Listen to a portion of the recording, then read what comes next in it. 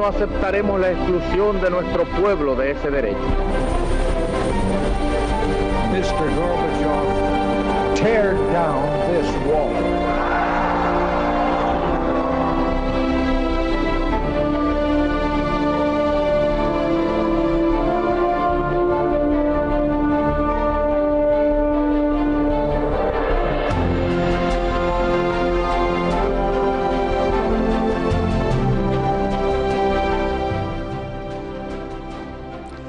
Buenas noches, señoras, caballeros. Este Tiempos Modernos de Intereconomía empezó la semana pasada con la Revolución Rusa. Y con la Revolución Rusa vamos a continuar hoy porque es un acontecimiento capital del mundo contemporáneo. La primera vez hablamos de cómo se desencadenó. Hoy hablaremos de una parte mucho menos conocida, pero tremenda, de la Revolución Rusa, que fue la Guerra Civil a la que dio lugar. Lo hicimos la primera vez con Fernando Paz, hoy también con Fernando Paz para hablar de aquella guerra civil entre rojos y blancos que cubrió Rusia entera de sangre, hasta más de 3 millones de muertos, nada menos. Enseguida vamos con ello. Antes un pequeño vídeo para explicar sumariamente qué es lo que pasó. La Revolución Rusa fue un acontecimiento extremadamente traumático. Fue cruenta la conquista del poder por los bolcheviques en octubre de 1917 y aún lo sería más la guerra civil que enseguida iba a comenzar y que se prolongaría durante los 6 años siguientes. Guerra civil, sí. Frente al poder del Partido Comunista y su ejército rojo, enseguida se levanta un ejército blanco que agrupa a todos los que quieren combatir el bolchevismo. En el lado comunista, Lenin entrega el mando al ejército Trotsky y organiza una fuerza superior al 1.000.000 de hombres, frecuentemente con oficiales zaristas a los que se obliga a servir bajo amenaza de matar a sus familias.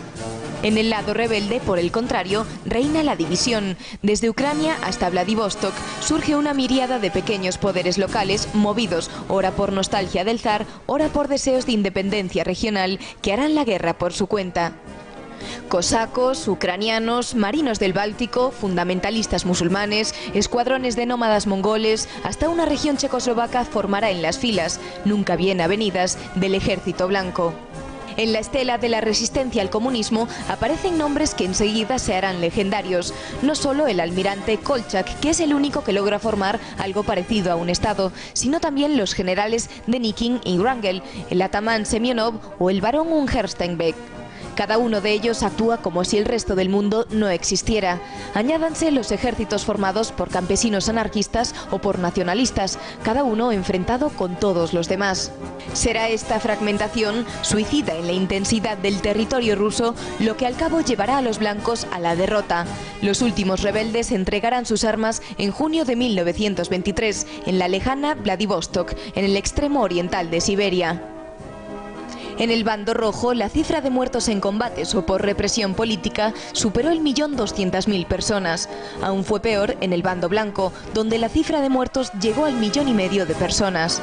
Y eso sin contar con las víctimas de la hambruna, que de inmediato iba a abatirse sobre Rusia con la política económica de Lenin. Pero esta ya es otra historia. Esta ya es otra historia, efectivamente, y la contaremos en otro momento. Magnífico vídeo de Beatriz Rojo y María Matos. Fernando Paz, probablemente es el episodio más complicado de contar que podamos haber colocado, porque es un gigantesco laberinto.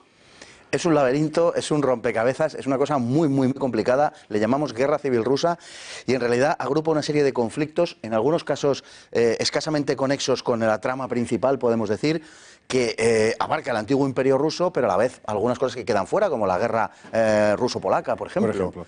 Es decir, acontecimiento principal, como tú dices, la resistencia blanca a la Revolución Roja, pero como todo estalla, al mismo tiempo conflictos que estaban o dormidos o larvados o que apenas habían dado la cara, salen al mismo tiempo. Y es Rusia entera, que es enorme por otra parte, la que se cubre de guerra. Efectivamente, y además es que aparecen grupos a partir de la hegemonía bolchevique de los soviets, aparecen grupos que no se resignan a esa hegemonía. Y, por ejemplo, hay dos grandes episodios, el de Kronstadt es uno y el del Ejército Negro de Magno es otro, donde los anarquistas pues están luchando absolutamente contra todos. Son anarquistas contra los comunistas sí. Y al mismo tiempo contra los zaristas. Sí, claro, y al mismo tiempo contra los zaristas y con unas complejísimas relaciones, porque la mayor parte del Ejército Negro era de origen ucraniano, unas complejísimas relaciones con el Ejército Verde. Aquí hay 4 ejércitos de colores, la gama cromática es amplia, el rojo, el blanco, el Ejército Verde, que es de los nacionalistas ucranianos, y el negro de el Ejército Negro mayoritariamente anarquista y mayoritariamente ucraniano también. Sí. Y luego tenemos un ejército azul en una de las rebeliones que hubo que también se conoció como el ejército azul, o sea, para acabar de liarlo. Pero efectivamente luchan todos contra todos y al final vencerá quien tenga un más alto grado de coordinación y de disciplina, que no era el caso de los blancos, claro. Era el caso de los rojos, en particular gracias a Trotsky, que se convierte prácticamente en un dictador militar porque restablece íntegramente la disciplina del viejo ejército zarista ruso, introduce oficiales a la fuerza del régimen zarista, amenazando con matar a sus familias si no prestan servicio, y consigue, por así decir, domar los restos descompuestos del ejército ruso de la Primera Guerra Mundial. Pues así, en efecto es. Al principio Trotsky da un paso, digamos, en falso. Trotsky, como sabemos, venía del menchevismo y encajó regular con los bolcheviques en principio. Él luego se depositó en él una gran confianza en el Soviet de Petrogrado, es el que saca adelante el proceso revolucionario en sus inicios y se le pone al frente el ejército rojo.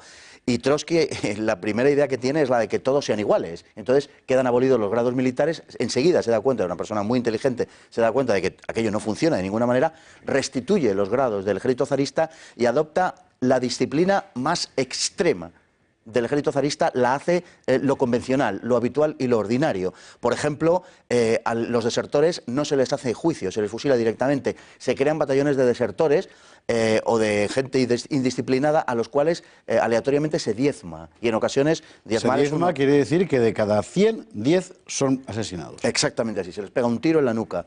Y de esa manera se mantiene la disciplina.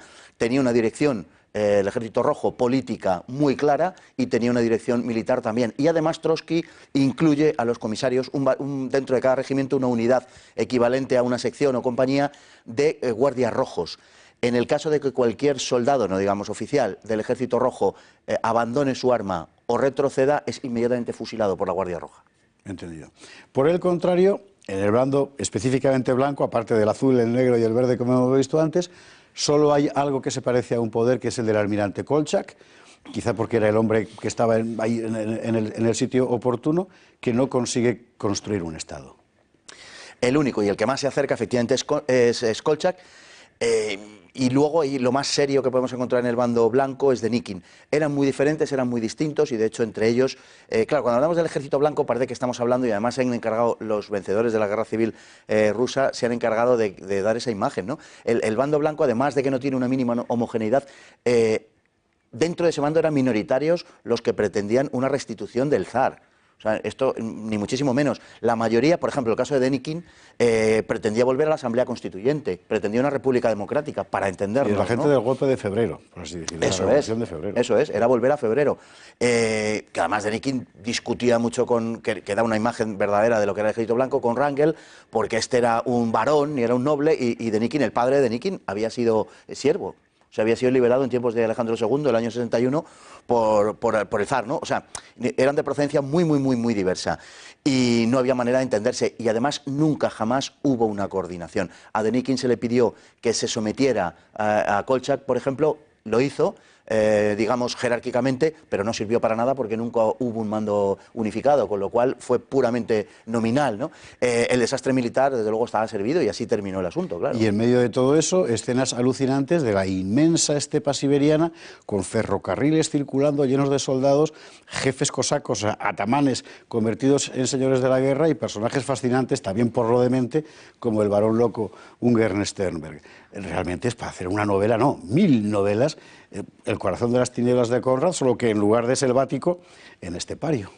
Si le hubiera tocado a Tolstoy, en lugar del Guerra y Paz que nos regaló de la invasión napoleónica, seguramente hubiera hecho Dios sabe el qué, porque los elementos verdaderamente de la guerra civil rusa son impresionantes. El caso, por ejemplo, de Ungern Sternberg, un hombre que se creía tocado por el destino y que era una reencarnación de Genghis Khan, que levantó una especie de, bueno, no me atrevo a decir de Estado, pero sí de poder en Mongolia, que es coordinado con los japoneses, que tenían sus intereses en la zona, que peleó contra todos, también contra los blancos, no solamente contra los bolcheviques, sino contra los blancos, una buena muestra de lo que era aquello.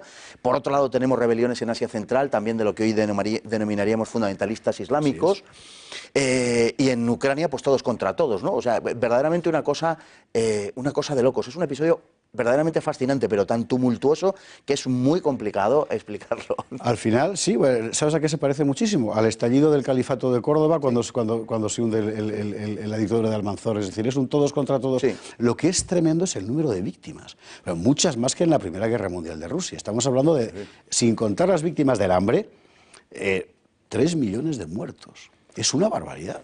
3 millones directos y 1 millón indirecto, lo que pasa es que eso siempre es difícil de evaluar, pero claro, gente que muere a causa de una enfermedad 2 años después, pero una enfermedad contraída a causa del servicio militar en la guerra, bueno, es difícil dónde se ubica, pero se considera normalmente eso, 3 millones y 1 millón indirecto, ¿no?